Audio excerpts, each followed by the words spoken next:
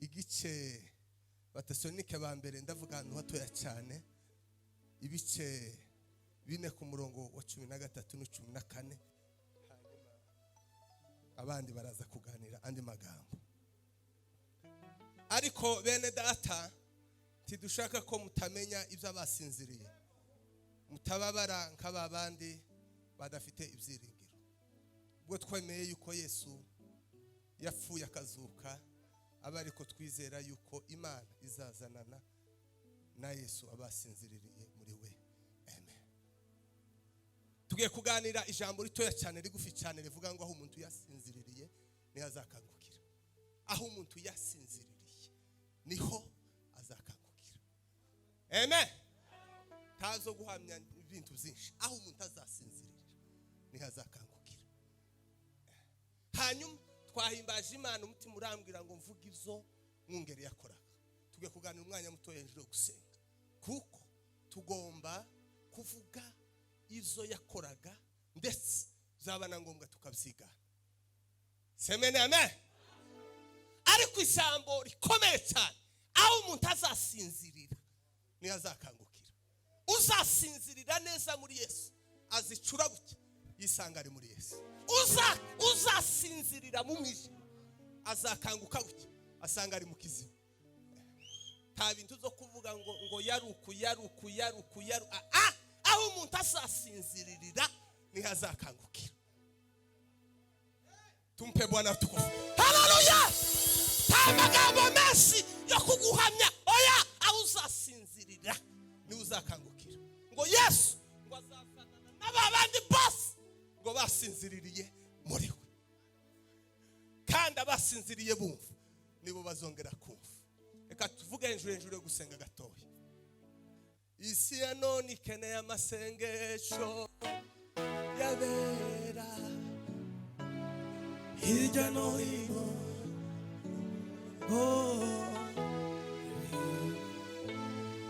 Rangurura amazi utangariza abafite intimba, bwira abo bose bashaka kwiyahura. Dufite Imana itabara abayo, iyo dusenze iratwumva. Haleluya. Hatokoze umurimo mwungeri yakundaga no gusenga. Ndababwira imbaraga ziba mu gusenga, apana zimwabzinye mwisi yo mu mwuka. Gusenga kuza gutabara, kuza kwirukanka. Mwungeri umurimo yagiraga yakazasenga nijoro mwisi yo mu mwuka. Imana ikamubwira ngo tabara kwa runaka. Rangurura mazi utangariza abafite intimba, bwira n'abo bose bashaka kwiyahura. Dufite Imana itabara abayo, iyo dusenze iratwumva we. Rero iyo umuntu w'Imana asenga, yasenga ari nijoro, yasenga ari mu kumanywa, yasenga ari nijoro, yasenga ari mu kazi, yasenga yayage mwisi yo mu mwuka, Imana izimukoresha gutabara.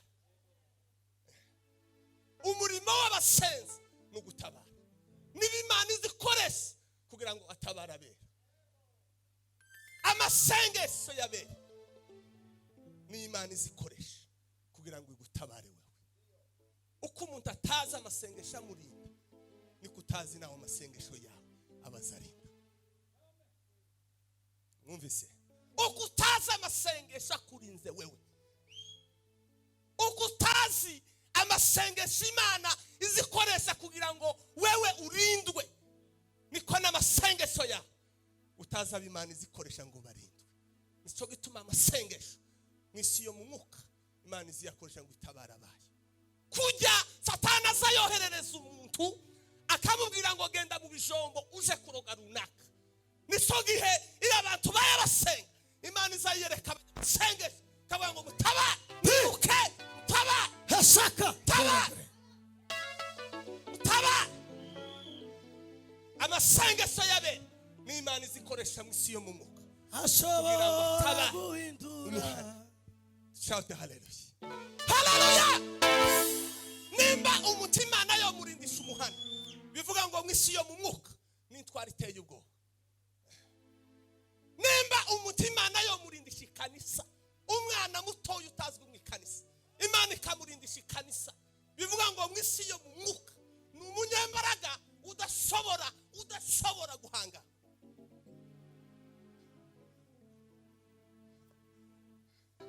cyo tubeva ngo n'umwana mutoya uzi gusenga tazagira ubwo nukuvuga ngo y'amasengesho usenga k'umunyategekeya cyane mwisi yo mu mwuka n'imbaraga ziteye ubwo nicyo tubaza ngo twaramubuze bamubuze gute nuko mwisi yo mu mwuka ari umunyembaraga mwisi yo mu mwuka ari umunyembaraga semeni amen tumpe Bwana utukufu haleluya nisotuma rero mwongeri yapfuye ari umunyamasengesho Imana yamukoreshaga gutabara be ari naso kintu gikomeye abayumbi bagomba kutugira ubuhamya bw'imirimo yakoraga turebe nimba dushobora kwigana natwe nimba yakaza yerekwa neza tumenye abayumbi basaberekwa nabi bigire kuri mwungeri nimba yakaza tabara nijoro babitubwire natwe abayumbi bataza bagenda nijoro gutabara abandi mumenye neza kuko abandi twari zima zazigenda ijoro kuja gutabara nubwo usinzi hari abandi Imana zikoresha nijoro bagatabara tumenye nimba yakaza yakifaranga nimba atakaza zaka abaza bazaka bose bamenye ko ari abana b'Imana batakaza bakifaranga nimba yarabanye neza n'umugore wiwe tumenye neza abayumbi batazi kubana n'abagore ba tumwiga ngo nibwo buhamya bwe dukeneye kugira ngo turebe nimba twogera ikirenge mu cyiwe ivyo yari yarashoboye twebwe tutarashobora dutera haleluya gatoya haleluya tukushwa bala sefiwe erega Bibiliya twayiherewe kuyiga nukuyiga erega kuyisoma ni kimwe no kuyigana ni kimwe Bibiliya yabereyeho ngo dusome imirimo ya Dawudi natwe tubiga ivyo bakoraga natwe tuzigane kubikora nico Bibiliya ivuga no gusoma no kwigana ico yavuze niko bivanga umva ijambo ryanje akagiga ngo ageranywa n'umunyabwenge ubasinzwe ku rutare ngo imiyaga n'imivugo bizabisa ngo byikubitaho ngo bigasangira komeye semena amen isi ya none ikeneye amasengesho yabera hirya no hino bazitegereje gutabagwa rangurura maze utangariza abafite intimba bwira nabo bose bashaka kwiyahura dufite Imana itabara bayo iyo dusezeye ese ko muri bukamwungeri ahubwo mukagera ikirenge muzi ivyo yakoraga yari umunyamasengesho wewe uzusenga cyangwa nibivya hano gusa ngo bamenye kuri umuyumbi ariko iwe yari yarafashe gusenga k'ubuzima gusenga n'ubuzima iyo umuntu yagizwe gusenga ubuzima asaba intwaro Imana izimukoresha Imana izimurindisha umuhana Imana ikamuhindisha imiryango menshi Imana ikamurindisha ibintu biteye ubwoba kubera kuko ari imbere y'Imana kubera ko ahuri imbere y'Imana asenga umuryango muhora mwibuka mwungere edayere mwemera ivyo yakoraga mwemera imirimo yakoraga cyangwa mwamwita ngo yarasaze ngo yabaye akaya ngo yabaye ikirara mwuka yarambwiye ngukomese nguko utazi ico Imana yavuze ku muntu ngo ntukamuvuge nabi ngo kuko ngo Imana yari yabwiye Abrahamu ngo kugiza umugisha ngo kandi nguzokuva nzomuva zagusanga abantu benshi baza bavumika bitewe no kuvuga abandi batazi ico Imana yabavuzeho mu muryango mufashe mwungera ikintu ku mwana wanyu cyangwa ku mugaragu w'Imana cyangwa ku mukozi w'Imana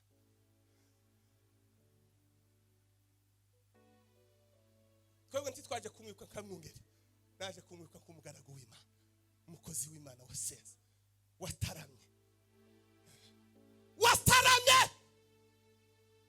kugira ngo natwe tuzasinzirire mu gitara nanze zasinzirire mu gitara aho umuntu azasinzirira niho azakangukira ntazabindiza kuvuga ngo se yavuze oyaye nta kuvuga bibaho n'ugusinzira gusa nicyo Bibiliya zivuga mwari mwumva birivuga ngo yavuze oya ni ibyanyu by'abanyamurenge. Kandi bavuga ngo yavuze tugakoma amashi, kandi bavuga ngo ntiyavuze abantu bagasa nkaho baguwe nabi, kama aragiye neza kubera ko atavuze. Kandi kugira ngo abantu bemere kuko yagiye mu ijuru, haza haba inama y'abantu bo kugira ngo haboneke umuntu yabwiye, bakamuha ijambo ngo yaravuze. Ayo ni amapepo, n'ukwezi umuntu kugira ngo, kandi iyo bavuze ngo yavuze twese zo twama dukoma amashi tukavuga ngo Imana ishimwe ko yagiye mu ijuru. Ntawe uzuvuga uzuja mu ijuru, hazaja mu ijuru wizeye. Yavuze iki? Yovuga Yesu kuko yovuga nyine ngo nasiganye nk'akadeni, kandi nyine tubanze dushambure ayo mapepo kazamuvuga ibyo bintu. Semene amen, amen. Tugategereze ngo bazaguhamya gutyo, ya wewe uzasinzirira ni uzakangukira, aho uzasinzirira. Erega umuntu yose mukaza agasinzira mukubita cyangwa akanyerera akavunika agafa atavuze, ariko yasinziriye muri ye. Erega Yesu ntaba mu ikanisa, Yesu aba muri twe, tuzatumujana. Erega nofa hano mbavuye none iryo vuga ryavuye n'inama zabaye kugira ngo berekane ko abantu bose babaja mu ijuru. Tubanze dushambure muri Haleluya 3. Ayo makuru atari ijambo ry'Imana timukayemere.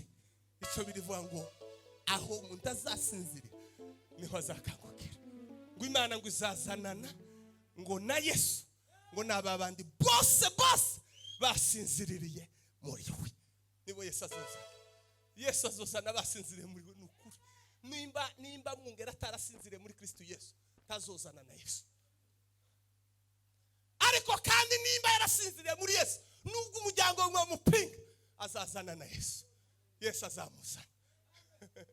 Yesu azamuza. Yesu azamuza. N'abandi bose bapfuye mubatuka, abandi mutamenye ibyabo, nimba barafiriye muri Yesu, n'ukuri muzatangara. Yesu abazanye. Yesu abazanye.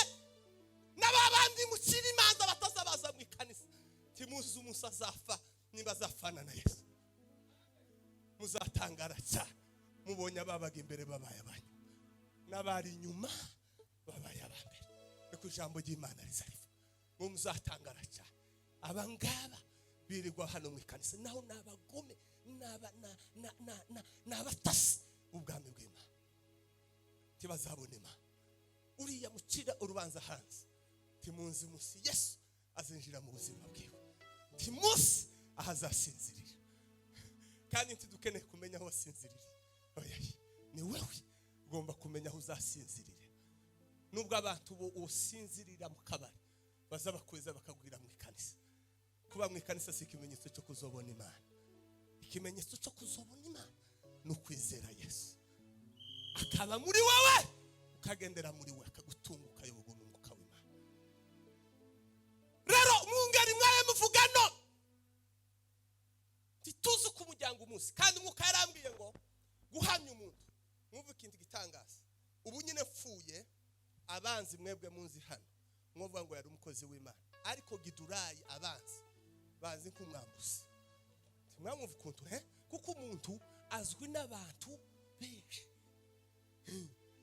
Uzi ko twakwirikana mu ikanisa abandi tukaja kwibana nijoro, noneho mu ikanisa bavuga ngo yari umukozi w'Imana, abandi twibanye nijoro.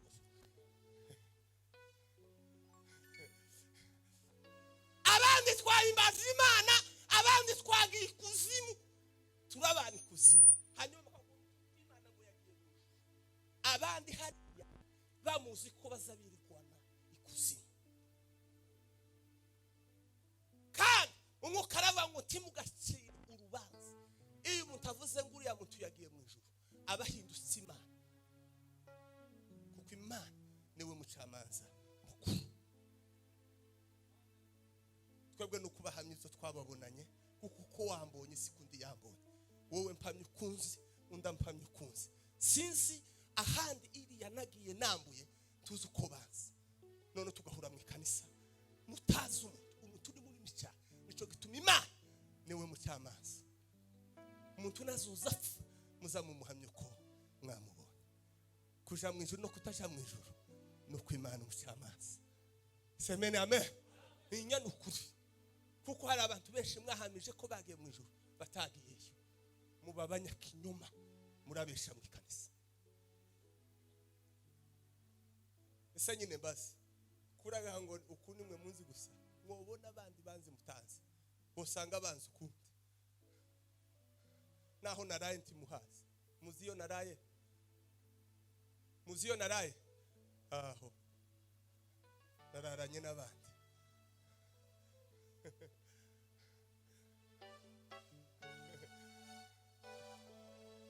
tuziyo waraye oya wararanye n'abandi hari abandi bakoze aho waraye ikimane dusaba no guhamya umuntu kumuzi gusa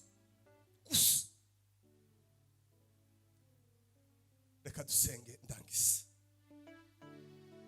hari indirimbo yanjemwe ivuga ngo gumana nanje hanyuma ndangize mbasengere uyu munsi umukara yambwiye ngo aho umuntu azasinzirira ne azakangukira ugende uzumenya ngo aho uzasinzirira no uzakangukira abasinziriye muri Yesu bazakangukira muri we gane muririmbe twumva iryo jambo gumana nanje kuko umusukuze dore urije mwami gushaka nimbura bose okumfasha tugomane mwami iminsi yose bangushaka yo satani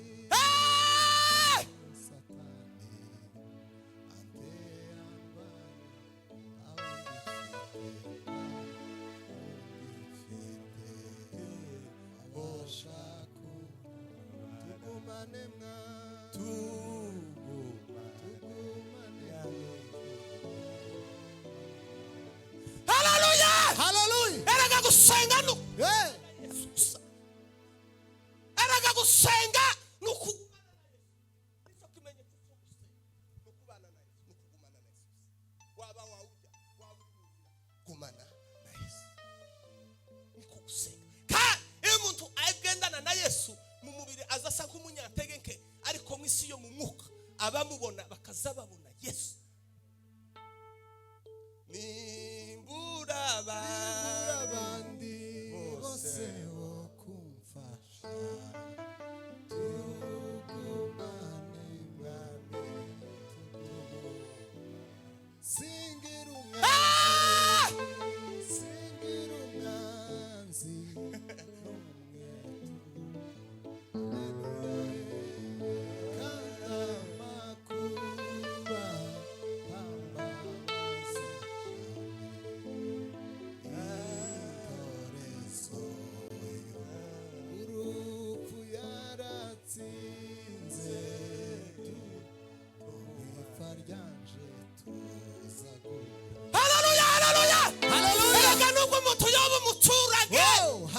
nuko umuntu yoba ari umukene ariko agumana na Yesu mwisi yo mu mwuka n'intwari tayigo kwima ujya basaba ngo dore ngo ameze nk'umutura guvuye ruguru oya suko asawe mu masoyima n'intwari ikomeye Imana izirindisha umuhana ikarindisha ingo z'abantu benshi yego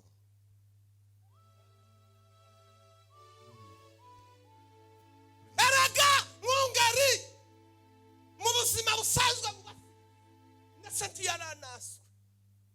Seti yaranafite n'ubushobozi bwinshi bovuga ngo yari umutunzi cyane ariko mu isi yo mu mwuka yararinze umuhana mu isi yo mu mwuka yari umudugudu haleluya yari umudugudu urangiza ikana abadayimoni naratanga nushaka nubwo wogenda ikuzimu ukazusengera mu rwara dayimoni zigutera kubera ko mu isi yo mu mwuka umudugudu urangiza ikana baba bakurangiza mwisi yo ukusuka musa nabo musa mu mwuka. Nico gituma Imana yabwiye Gideyoni ngo wamunyembaraga we. Jewe umuherezi umukene jewe arikwima yamuraba gutya mwisi yo mu mwuka kamwe ngo wamunyembaraga. Erega suko abantu musa mubabona babandi musa mubona basuzuguritse bahimbaza Imana barara mu cyumba base sikuri abasa maso y'Imana. Maso y'Imana ni intwari Imana izirindisha umuhana. Imana ikarindisha itorero. Gumana naje kukusukuze dore burije mwamwe ndagufya. Haleluya. Bora bandi bose bo kumfasha.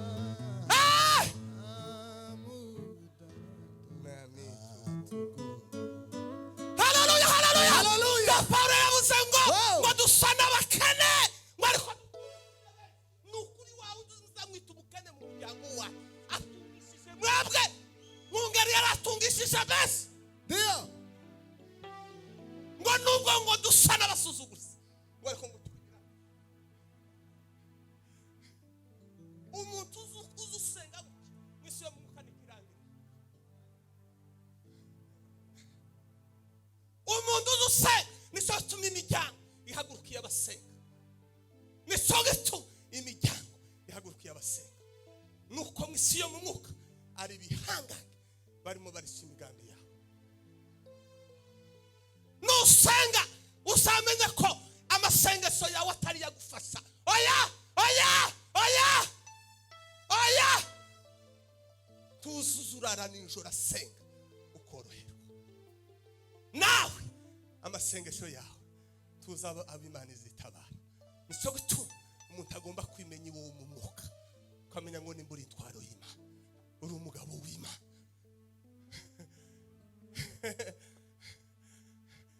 Nubwo batokumenya nubwo batomenyekana mu muryango nubwo okena ariko mwisi yo mu mwuka Imana izi gukurindisha. Imana ikavanga mu mudugudu muri umoja umugabo wanje hari amahoro akarere kose kubera umuntu umwe gusa uri mu mudugudu akarinda akarere kose. Kumuratekereza ngo ni umuntu uteye gute mwisi yo mu mwuka urinda akarere kose. Abadayimoni ntibatera akarere kose kubera umugabo umwe cyangwa umugore umwe cyangwa umwana umwe ujyanye muri uwo mwana. Zana n'imbaraga zawe uzuduhembuke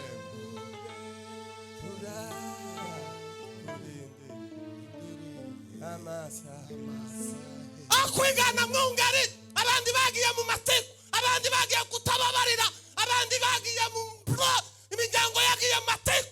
Akwigana umwami w'Imana, mwana w'Imana imiryango igaterana timukagwane kubera mwungeri mugaragu w'Imana. Muzopfa ibyanya ariko ntimugafe mwungeri mugaragu w'Imana.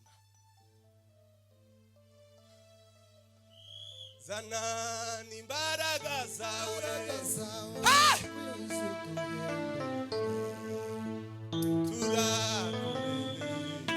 namunagani nyenye namwe bayumva muzana ibibazo bigesha kwibuka mwungeri mugaragu w'Imana. Imiryango mwakwiganye gusenga kwe mukava mu magambo mushe gusenga. Nijari yagiye mu manza zanyu simbizi ariko ndakeka ko atazaga mu manza zanyu ngo yivange mu bintu by'imiryango. Ni gute mwivanga mu rufugo umukiranutsi kandi nico gituma imbaraga z'urufugo umukiranutsi ruzarukomeza rukashikashika rugakomeza rugakora imirimo mu muryango kandi ntiyapfuye mwungeri. Ikimenyetso nuko Yesu ariho. Nico gituma Eliya na Musa biyeretse Yesu. Ese abazimu baza biyereka abantu ko umuntu wapfuye adakijijwe umuzimu we uzuza. Mwizera ko imizimu y'abantu ibaho? Nabashije ibaho. Umuntu wapfuye akaza mwisi y'umwuka kiyerekana abantu nimba bihaba siko bimeze nabera bavuye mu mubiri ariko mu isi yo mu mwuka barahari mu isi yo mu mwuka ni bazima. Tumpe Bwana tukufu. Haleluya, haleluya. Hey, zanani imbaraga zawe uzuduhembu turakurindiriye amasahe. Bamwe bakavuga ngo yari uwacu, abandi ngo yari uwacu, abandi ngo ni uwacu umuryango, abayumbe nabo bakavuga ngo ni uwacu, ikanisa rikavuga ngo ni uwacu. Ni uwanyu hehe? Ni uwanyu, muramuzi. Stop. Ngo ni uwanyu. Ni uw'Imana, Imana yaremye ijuru n'isi. Muzi iyo yakaza asenga, mwakaza mubana, mwakaza mufashanya, waruzi ya sarara, muzamufiki ni ibyanyu, ntabwo ari mwungere, ni ibyanyu mwayo mupfa. Tubanze dushambire ayo maneno yo gupfa mwungere. Turatera hari b'icumi ku mpande zose, amakanisa, abayumbe, imiryango. Mwungere si uwanyu, ni uw'Imana yamuremye. Kandi yaza kuba ari uwanyu ntimuba mwararetse agenda, ni uw'Imana yamukumbuye. Turashamburiya timukongere kuzana maneno mu rufu rwa mwungere. Dushamburiya amawaso, kandi nimba hari nayo mwazindukanye nayo turashamburiye. Timuri n'abakristo ni gute abantu borakara umunsi wo kubika umwami Yesu. Tubanze dushambure hariya 10 hanyuma turangize. Haleluya, haleluya, haleluya, haleluya, haleluya, haleluya, haleluya, haleluya, haleluya, haleluya,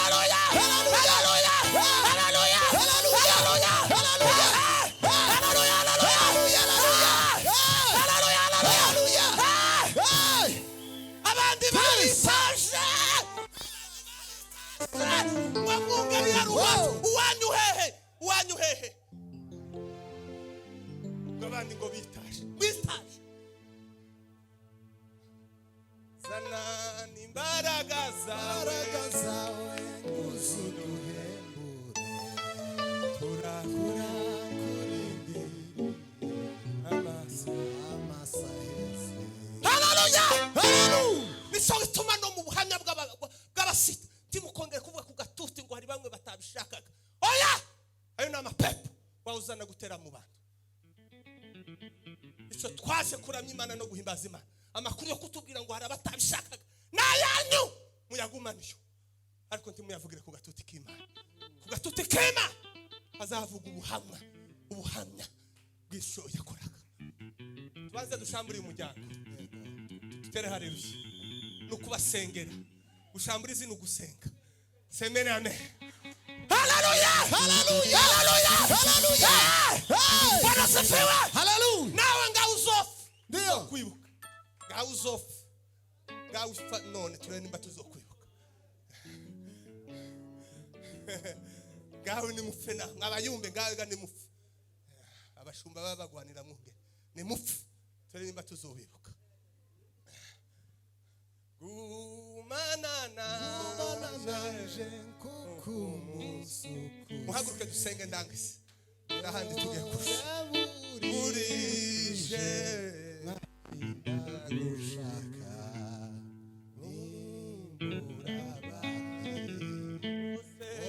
bose bufashaka ugumane mwami ose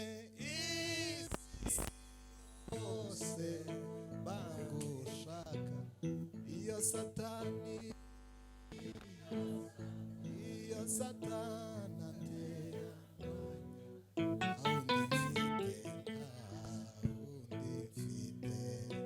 wabasha kutabara mwipfa ryanje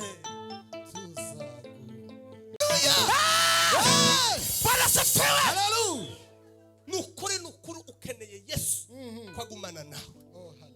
Aba mama ukeneye Yesu, ukeneye amagambo y'abantu benshi, ukeneye Yesu uwamwongere.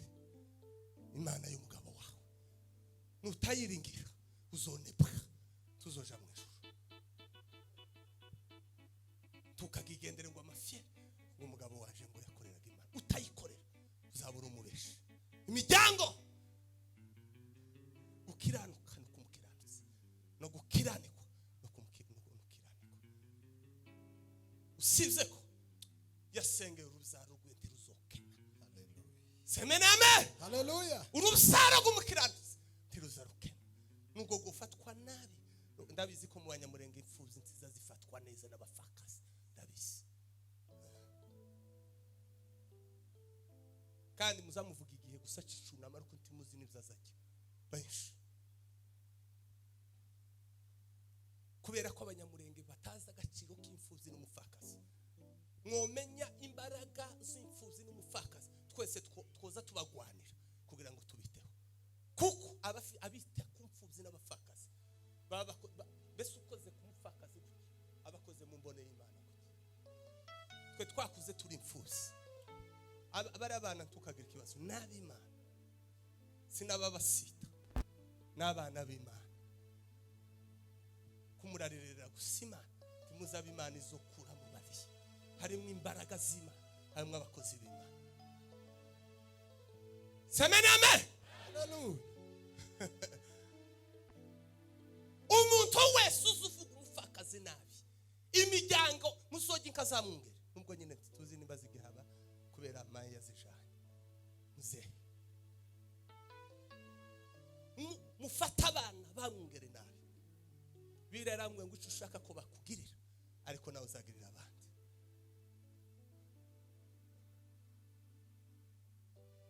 N'abandi bafite imfubyi n'abafakazi mu miryango. Nubona musuzugura umufakazi uzomenye kudusuzugura Imana. Nubona muzamufata imfubyi nabi mukajya ibintu byabo mukabariganya baramubamungera babanyabajana. Timugakore ngo muriganye. Ni muriganya namwe Imana izabariganya. Icyo mutabiba nicaza sana. Sinza amagambo mvuze ariko aho umuntu azasinzirira ni hazakangukira. Tubanze dushamburiye. Amen. Haleluya. Dutere haleluya. Dutere haleluya. Haleluya. Haleluya. Mana data. Baba. Mana igira neza. Na utukufu. Ndasabira bene data. Turi hano mwe. Turibuka mwungeri. Uwo hamagaye Mana mu gihe cye. Wamukoresheje imirimo yo gusenga no gutabara imiryango no gutabara ibintu bikomeye cyane Mana. Umukoresha imirimo ikomeye mu bihe byo gusenga. Wamukoresheje umurimo wo gusenga Mana kugira ngo wiheshe icubahiro Mana. Hari imirimo ikomeye yakoze zatumye izina ryawe rihimbazwa kandi rihabwa icubahiro Mana. Niyo mirimo twaje kwibuka y'umugaragu wawe. Nico gituma mu gitabo cy'imigani ibice 10 ku murongo wa 7 harabango kwibuka umukiranutsi ngo numugisha ukomeye. None Mana data kweresa imiryango, kweresa umuryango wa mwungeri mu rusaro rwiwe wongere kandi uhagurutse intwari kamwungeri Imana. Mu rusaro rwiwe wongere uhagurutse abandi Imana uzakoresha imirimo. Turatetekesha amajwi yose induru zose zishira hejuru kugwanya umunsi wo kukuramya no kuguhimbaza Mana. Urupfu rwa mwungeri Mana ruduhesheje kukuhamya. Urupfu rwa mwungeri Mana ruduhaye umunsi wo kuramya no kuguhimbaza Mana. Nanje mwa uzampe urupfu kugwa abakiranutsi Mana. Nanje uzampe gupfa urupfu rw'abakiranutsi Mana. Nimba Mana we tuza tukareka ibyatsi tukaza